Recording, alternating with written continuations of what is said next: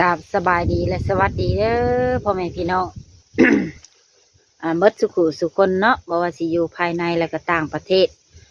แม่สมหวังกันยินดีต้อนรับเข้าสู่ช่อง YouTube ของแม่สมหวังชาแนลมาพบมาพอกับแม่สมหวังมื้อนี้ก็เป็นตอนเช้าๆเนาะว่าเช้าก็บ่เช้าเลยตอนนี้ก็9 โมงแล้วก็บ่มีอย่างไรเนาะก็สินำพาไปหาสาวโสดอีกคือเก่าทุกคนเลยตอนนี้ก็ยังอยู่บ้านอยู่ช่องอยู่ทางพี่หนาวลมแห้งเนาะตอนนี้ก็ยังนั่งผิงไฟอยู่เพื่อนอยู่ทุกคนเลยก็เลยมาเปิดคลิปก่อนสิไปบ้านสาวโสดเนาะกำลังอุ่นอาหารปั้นข้าวเช้าก่อนจะสิเดินทางไปแกงหน่อไม้อุ่นแกงหน่อไม้กินกับข้าวก่อนโดยวันนี้ก็สิไปหาทั้งเพื่อนแหละสาวมีนาอีกคือเก่าเนาะทุกคนโดยทางว่าFCทานใดเนาะอยากได้ช่องทางติดต่อกับทักเซตส่วนตัวมาหาแม่สมหวังหรือว่าทักIDไลน์มาหาแม่สมหวังก็ได้เด้อทุกคนเด้อโดยIDไลน์ของแม่สมหวังก็คือปานเนาะอัน PAN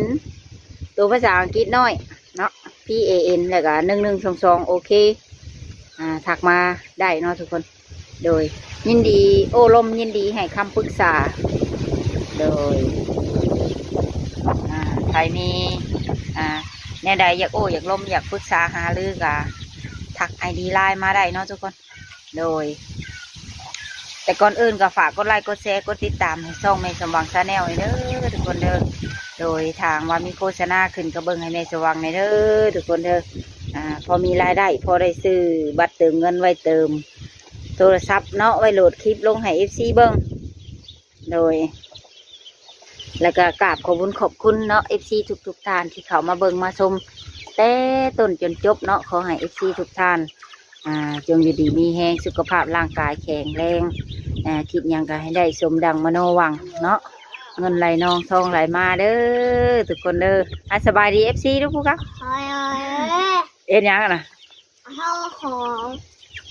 อ๋อแต่ปะเอาดูกี่ดื้อของเล่นอ่ะของเล่นใช่ของเล่นแบบไหนลืมอวยพร FC ยังบ่ทันจบสัมผู้คำเอ้ยเนาะเงินไหลนองทองไหลมาเนาะนอนรับก็ให้ได้เงินหมื่นนอนตื่นก็ให้ได้เงินแสนเด้อเนาะศัตรูหมู่ม่านก็บ่ให้มาเบียดเบียนโดยให้พวกพ่อใจซื่อดีเด้ออย่าหักเนาะเลยสาธุโดยสำหรับคลิปนี้ก็เพราะว่าลายยาห้างถือพา FC ไปโอ้ไปลมทางสามีนาเพิ่นพร้อมๆกันเลยเนาะทางว่าคำบอกคำจ่าอะไรผิดพลาดหรือว่ามวนว่าบทถูกใจเนาะต้องกราบขอโทษขออภัยน้ำลายเด้อเนาะโอเคไปโอ้ไปลงทางสามีนาเพิ่นเลยบ๊ายบายพวกคำบ๊ายบายบ๊ายบายเด้อยังไม่ถึงเลยไปแล้วคำบอกคำจาแล้วแบบเราเอาใจเราเอาใจทำเป็นอย่างเราเอาใจแต่คือหลังๆมาแล้วคนเอาไปใจจะโค้งนะสิโบคืออธิบายบางรูแบบว่าเรื่องเชื่อเพิ่นเอาไปใจหรือคือเป็นแบบคือแบบเรื่องนี้ง่ายแล้วแบบเรื่องมันก็เรื่องกับเราแบบ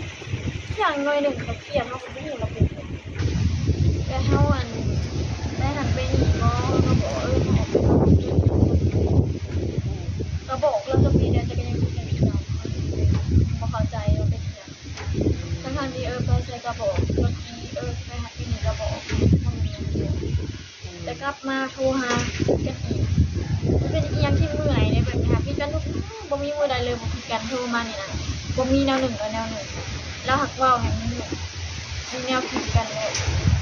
ตอนเราเสร็จมาลงใหม่ๆแบบบ่มีแนวนี้เลยเขาก็คิดว่าคิดเวลาบ่เป็นน้ำนั่นนะคะตอนลงเราลงไปโดนเกิดเขา2 เดือนบัดเขาลงกันเขาก็ต้องมันมีต้องขึ้นมามันปะมันเป็นอะไรกับโอ๊ตเอาขนาดเราต้องพยายามแบบโอ๊ตไม่อยากเล่นกับเราเราถามว่าเขากระหม่อมว่าคนรู้กันโดนเด็กแล้วเราก็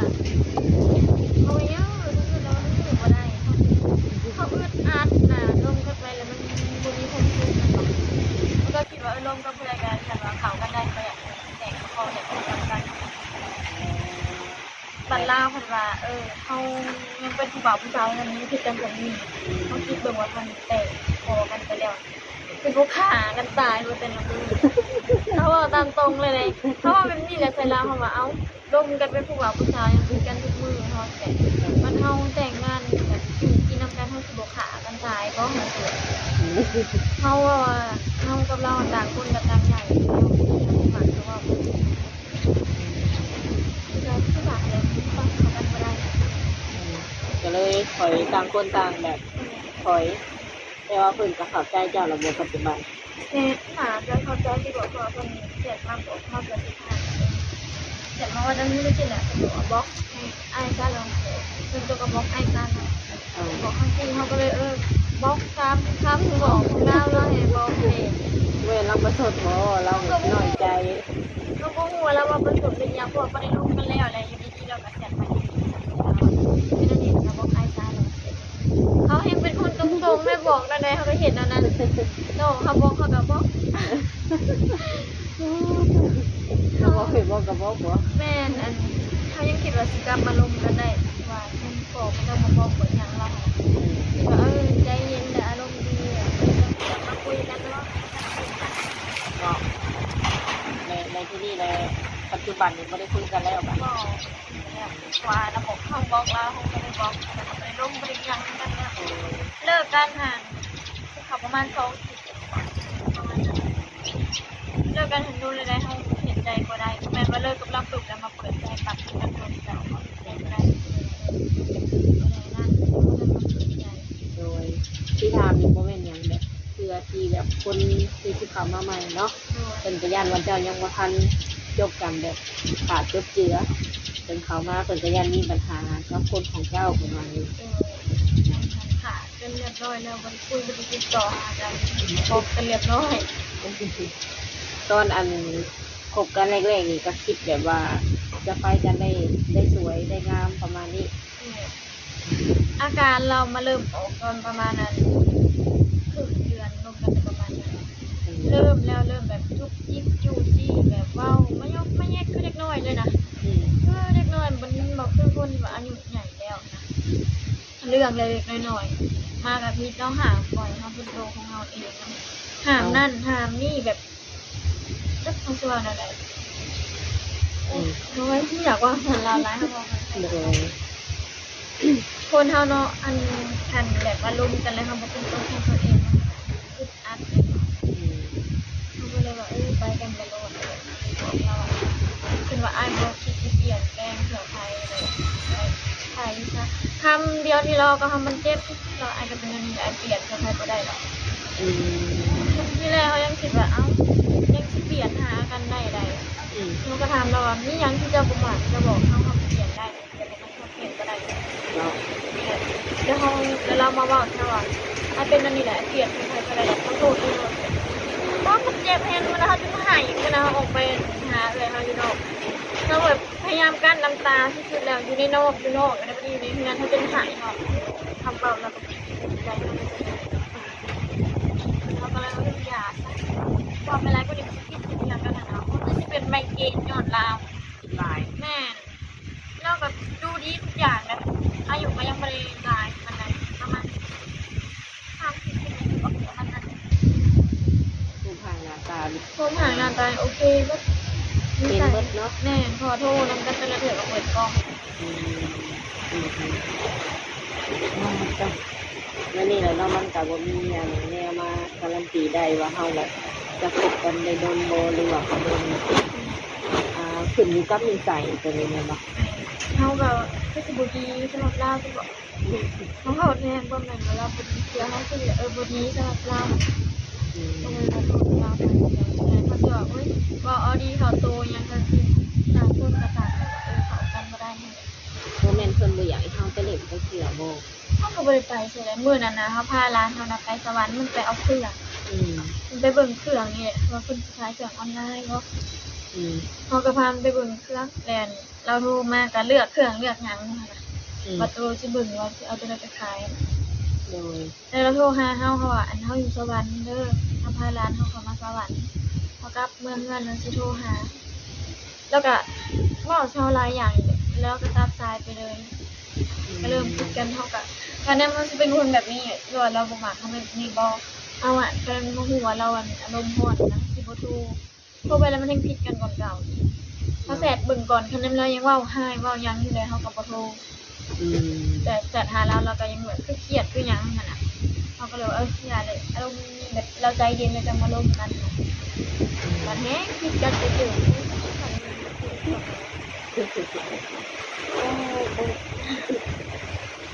ก็คือยังแบบวัยรุ่นทั้งสองในที่นี่ออกมาเปิดใจใหม่นี่คือแบบมีสเปคที่ตั้งไว้ใหม่บอกว่าแบบ วันแรกที่เก่าเนี่ยเราอยากได้คนที่แบบแบบความคิดที่ไหนใจที่ไหนก็เป็นใหญ่แต่อายุแต่ว่ามันลงกันเลยที่ใจเล็กน้อยนะแบบมันเมื่อยว่าเขาแบบเขาหมักลมเล็กน้อยอยู่นะเขามาคิดกับกันว่าขนาดลมผู้ใหญ่มันยังมีใส่นะนี่กันไปลมเล็กน้อยแห้งซิกระเทกลมแบบได้ผู้ใหญ่ก็เก่าแต่ว่าโคอย่างเดียวแบบอายุใหญ่แล้วก็นิสัยใหญ่ไปนำเลยดมกันโดยความเข้าใจประมาณอันนั้นนี่กระบอกกัน พร้อมที่จะแบบปรับเข้าหากันบ่ คันว่าเขาบอกเขาว่าเขาบ่มักอันนั้นนี่เขาเปลี่ยนเขาได้เขาบอกเขาเขาบ่มักอันนั้นนี่ในตัวเขาก็เปลี่ยนให้ได้ โมเมนต์แต่ว่า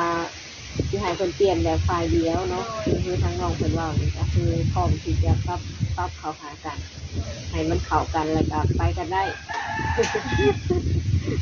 ในที่นี่ว่าเจ้าก็ลองแบบให้โอกาสแล้วก็ลองเปิดใจว่าเพิ่นอยู่ในเพิ่นว่าอาจเป็นแนวนี้แต่ได้มาเตรียมตัวภายบ่ได้แล้วเลยถอยจากเลยแบบ คอยดีเลยแบบคำเว้าแล้วว่ามันจะเจ็บแทงแล้วก็ลงกันมันรวมกันบ่แล้วอยู่ดีๆแล้วมาเว้ากันดีคือแบบบ่ได้แพ้ความรู้สึกยังกันเลยเขาก็เลยว่าคอยที่คัน ได้มาเห็นหน้าเห็นตาได้มาเห็นตัวจริงกันละบ่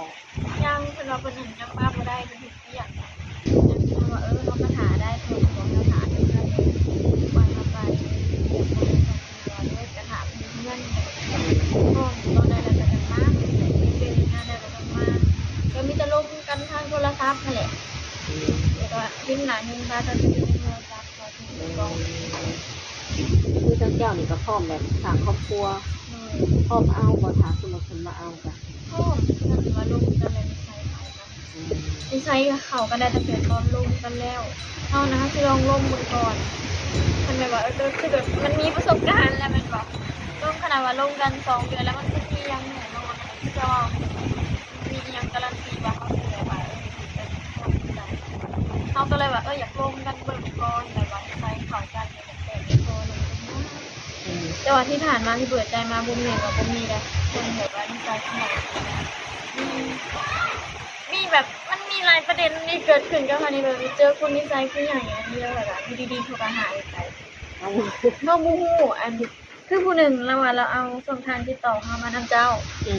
เล่านะแต่ถ้าเขาเมื่อนั่นเมื่อปีใหม่เมื่อเขาดาวนั่นแหละแล้วเมื่อนั้นเขาก็เขาดาวน้ำเอื้อยเนี่ยบริโนนแล้วตื่นขึ้นมาเราบอกเราว่าโทรหาเราเด้อแล้วเมื่อนั้นเขาก็บริโนนไปขึ้นเนาะแล้ววันนี้เขาอันตื่นตอน11 โมงเขาก็แชทโทรหาเราแล้วโทรตอบเบอร์ยังแต่ว่ายังโทรหาได้ไหนทำโมโหเราเครียดทำบอลเราไปเลยบอกคนยังว่าโทรศัพท์เราเสียเพราะเราเป็นเพียงเราเห็นคลิปนี้แล้วแชทมาบอกเนี่ย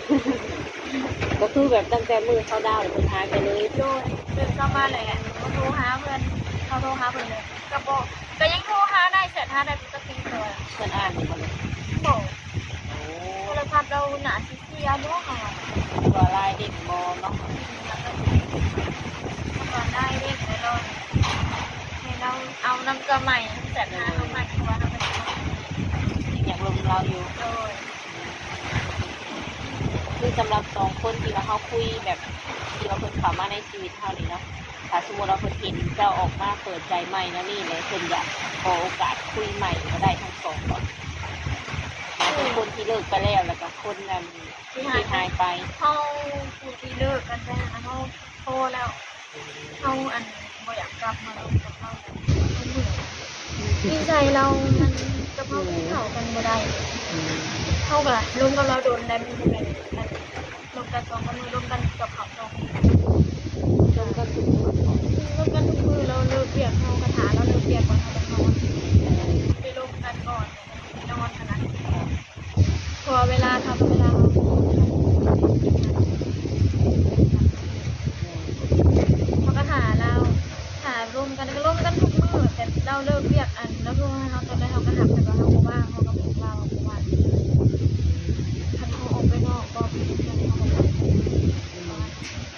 แต่ว่าท่านผู้เลิกกันไปแล้วนะเฮาบ่ลงโตแล้ว บ่ให้โอกาสแล้ว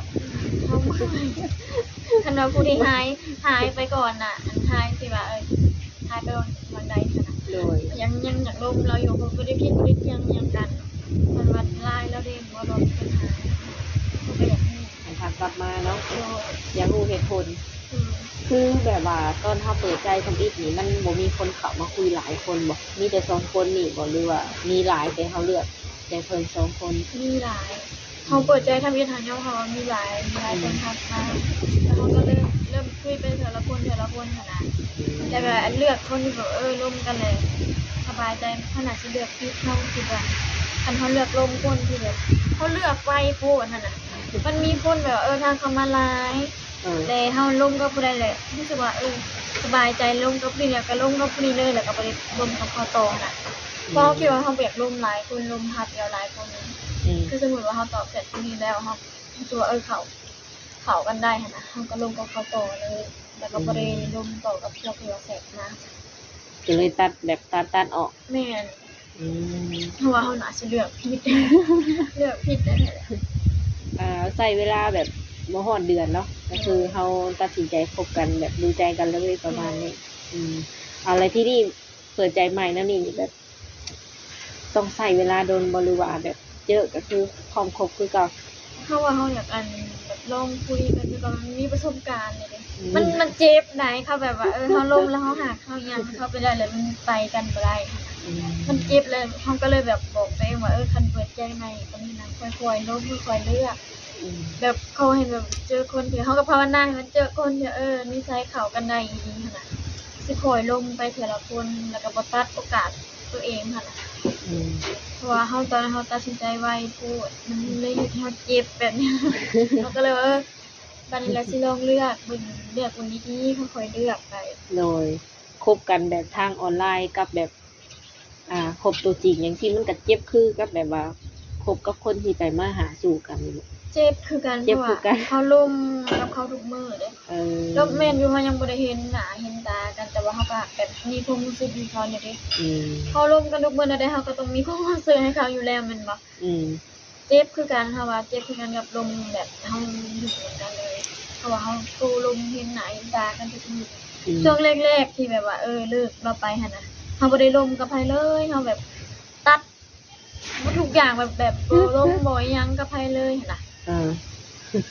แบบมันเจ็บแล้วมันอยากหลาบหั่นน่ะมันเมื่อยแล้วว่าพักใจก่อนแบบว่าโอเคแบบรู้สึกดีแล้วจังกลับมาเปิดใจใหม่แล้วมันสิบอกตัวเองว่าเฝ้าแบบว่าตัดสินใจดีส่วนนี่ลงไปก่อนแบบว่าเราก็เร่งลาดเท่าแน่เราว่าลงกับอ้ายแล้วบ่ต้องลงกับเพื่อนผู้นี้เด้อแล้วบ่ต้องเปิดใจได้อย่างจังซี่ก็บอกเขาฟังเราบ่ทุกอย่างเห็นว่าเฮาเงียบไปเลยเฮาลงกับเราแหละเฮาบ่ได้ถ่ายคลิปตั้งแต่โดนๆแล้วเฮาก็มาถ่ายใหม่หรือว่าเฮาน่ะฟังความเราพูดบ่เห็นหยังก็เห็น ก็ดีแล้วเนาะก็คือเฮาแสดงความแบบจริงใจต่อเพิ่นนั่นล่ะทุกคนมันก็บ่เป็นสิ่งที่เราผิดดอกครับเพียงแต่ว่ามันคนเฮามันบ่คือกันเนาะก็ค่อยๆศึกษาไปทางเจ้าเองก็คือแบบยังบ่เคยแต่งงานจักเทื่อเลยเนาะมีแต่ว่าเป็นอะไรก็เบิ่งดีๆเท่าแหละตัดสินใจแล้วก็อยากให้สมหวังเลยบ่อยากให้ผิดพลาดอหยังประมาณนี้เพิ่นก็เว้าแบบมีการวางแผนสิมาแต่งมาขออีหยังกันอยู่บ่เว้าย้อนแบบนี้แหละเฮาแล้วเว้าให้บ่ฮู้ว่าเว้าให้ความหวังบ่เฮาว่ารับเพิ่นความหวังเราน่ะเราก็จริงจังกับเฮาได้เพิ่นว่านะเพิ่นน่ะซื้อนั่นซื้อนี่เตรียมไว้หมดแล้วแล้วก็บอกแม่แล้วพอคิดคำเว้าแล้วมาคุมื้อนี้เฮาก็ยังแบบรู้สึกเสียดายแล้วก็รู้สึกผิดแน่ก็บ่ฮู้ว่าเพิ่นนั้นเฮ็ดดีบ่ตอนลงกันใหม่น่ะเพิ่นบอกแม่เพิ่นว่าลงกับเฮาอยู่ยังซั่นซี่ขนาดแล้วแม่เพิ่นน่ะอยากมาเห็นกำลังสิมาแล้วพ่อเฮาบัดมาล้มก่อนพ่อเขาห้องหมอพอเข้าห้องหมอแล้วบัดนี้ก็เลยบอกเฮาจุก่อนอย่าเพิ่งมาแบบคุณในเฮือนก็ยังอยู่มาอยู่นะเฮาก็บ่ได้อยู่เฮือนไปเบิ่งพ่อเฮาให้พ่อเฮาก็เจ็บแต่บัดนี้ก็เลยว่าบ่ได้มาเพิ่นบอกว่าแม่เพิ่นนั่งเฮ็ดห้องเฮ็ดหยังไว้ให้แล้วเพราะว่าตอนนั้นได้เฮ็ดห้องเฮ็ดหยังไว้ให้ก็เว้ากันจบดีว่าสิแต่งสิขอกันนี่แหละลงกันจริงจังขนาดกับเรา ก็หมายว่าเฮ็ดห้องแบบห้องไว้ให้เจ้านี้ แม่เพิ่นว่าเพิ่นน่ะใส่แม่จะมาหาเฮาบ่มาเบิ่งโตเฮาบ่มาก็มาได้ ก็ว่ามื้อมายังปกติเพิ่นว่าถามเรื่องรถเรื่องหยังว่าสิถามมาแล้วได้ อ่า ใกล้เพิ่นใกล้สิมายังเหลยอีกประมาณ 2-3 มื้อนี่แหละโผเฮามาลม เออ มันน่ะมีแนวสิบ่ได้เห็นกันเฮาก็บ่รู้ว่าเป็นหยังตื่นสบายเฮาก็มาหูน้ำลางมาพอเฮาลมเฮาก็แซ่ดบอกเพิ่น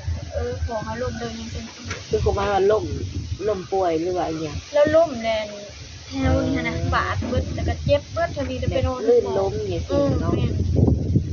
ล่มเลยล่มตอนกลางคืนเฮาบ่ได้นอนที่นั่นนั่งนี่เด้นอนอยู่เฮือนเอื้อยเขาตื่นเช้ามาเลยเขาจะมาปลุกว่าพอเฮามันเขาห้องหมอในคนที่นั่นน่ะแล้วก็เลยโจ๊ะบ่ได้มาตอนนั้นน่ะแล้วเพิ่นก็ให้แม่เพิ่นไปเล่นทางตู้ก่อน เออ แบบถ้าจะได้เห็นกันก็บ่ได้เห็นนะแม่เราก็ยังบ่ได้เห็นโทรศัพท์ แบบคุยทางโทรศัพท์เลยค่ะ คุยทางโทรศัพท์กับบ่ได้ยังบ่ได้คุยนำเพิ่นเพราะว่าเพิ่นบ่ได้เอาไลน์แม่เพิ่นสิเฮานี่ก็มีแต่เพิ่นนั่นแหละเห็นเฮาคนในเฮือนน่ะก็บ่ได้เห็น เพิ่นสิให้แม่น่ะมาดูโตแทนเพิ่น โดยเพิ่นเคยแม่เป็นเพิ่นอันมาเบิ่งแทนเขาก็มาได้ทำนี้นะเพราะว่าเฮากับบ่ได้มีอิหยังปิดบังเพิ่นอยู่แล้วเด้ เออ ก็คือหัวแหละเขาบอกว่ามาโลดกับให้ชีวิตที่เราโผล่ไปล่มตอนนั้นมันล่มกันถึงจังหวะพอดียังอยู่ประมาณ2-3มื้อเลยแบบงาน อืม เรียนเรามาเก็บก่อน พอดีแบบคลาดเคลื่อนไปแบบ แม่เขาก็ถ่ายรูปให้เราเบิ่งมันทุกอย่างนะย่าเป็นบ่เชื่อว่าเขาตัวเพิ่นน่ะ เลย แต่นั่นเป็นนี่นอนแต่มองเขาก็ถ่ายเพิ่นเบิ่งบ่เชื่อ เนี่ยผมคิดว่าเฮาบ่อยากให้เพิ่นมา แม่ย่าเพิ่นคิดว่าย่าเสียไปมาหาเนาะเขาก็แบบเขาลงก็เพิ่นนั่นเขาเห็นในมันฮู้ว่าได้กินประจำบ่ได้มีอิหยังตัวขนาดนั้น อันนั้นมีแนวเป็นโมเป็นนั่นเป็นนี่คนยังเป็นยังไงเขาก็บอกคนจริงจังตอนไปห้องหมอตอนนั้นอันนี้เขาถ่ายมาถึงเบิดกันถึงเสือนะแต่ว่าก็ไม่ได้มีปัญหาอหยังกันตอนนั้นเริ่มว่าเป็นกันมาห้องแล้วเลยว่าเป็นเลย ใช้เวลาทำใจอยู่2อาทิตย์แบบว่าในใจคิดนะได้แต่แบบว่าจะกลับมาเปิดใจใหม่ให้แบบ เข้าแบบ ได้แรงบันดาลใจมาจากใจจังแบบตัดสินใจได้ คนเงื่อนเลยบอกว่ามันเป็นไปเมื่อแบบเขากันเมื่อแล้วก็เลิกใหม่ช้าแล้วเรื่อยเท่านี้แหละเรื่อยแล้วพอแล้วเขาหายขนาดแล้วเห็นเขาซึมเขาเสาอะไรเขาขนาดนั้นเขาคิดได้เนี่ยเขาก็เลยว่าเปิดใจใหม่กันมาหาลมคนใหม่จ้าเจ้ากับเขาเกี่ยวก็ได้มีวิญญาณนาประกันดอกเบี้ยเขาก็บอก ลองไหม เลยว่าเปิดใจใหม่ใช่เปิดจมปักเพราะว่าเราได้มันจะกลับมาหากันก็ได้แล้วเขาเลยอยากลงเปิดใจใหม่แล้วก็ลงทุนใหม่ลืมไปซะแต่ว่าตอนนี้ก็ยังรู้สึกเจ็บอยู่ได้แต่ก็อยากมันเป็นไปไม่ได้เลยเนี่ย ตอนนี้มีแบบว่าพร้อมที่จะทักคนใหม่เข้ามาแล้วบอกเป็นอย่างสองทางที่ต่ออยู่แข่งทางไปเทสหรือว่าไลน์ เพศเขาเอาเนี่ยเอาทางไลน์แล้วก็อันนั้น ไลน์กับ กับเอ็น เจ็ดสองอย่างเนาะใครตัวเก่าบริว่าเปลี่ยนแล้วปัจ ตั จุ ว บั เก่าน ไม่ใช่ตัวเก่าไลน์กับเอ็น สำหรับหนุ่มๆคนใดที่ว่ายังอยากจีบสาวมีนาเรายังรอคิวก็สามารถเขามาทักเขามาคุยกับเพิ่นได้ทุกคนเลยพร้อมคุยเนาะมีเวลาว่างในเพิ่นช่วงไหนถ้าเพิ่นอยากทักมาเล่นนำ อยากไม่ได้ตลอดเลยว่าตอนนี้ แล้วทำกลางคืนหอดจากโมง ประมาณช่วงนี้มันอันนั้นมันหนาวเนี่ยประมาณ8 โมงก็นอนแล้วฮะนะ คือสิมานอนแต่เย็นแต่แบ มั บ นหนาวมันก็มียังเห็ดเนี่ย โบ ทำมาแล้วก็มันอาบน้ำกินข้าวแล้วก็นอนบางมื้อก็นอนเด็กแล้วกันมื้อนะ กระโดดใส่นอนทุกคน บางมื้อก็นอนเด็กบางมื้อก็นอนไว้ขนาดอันนี้พอมาตอนได้เฮาหับแต่ก็แต่ว่าเฮายังเคยนอน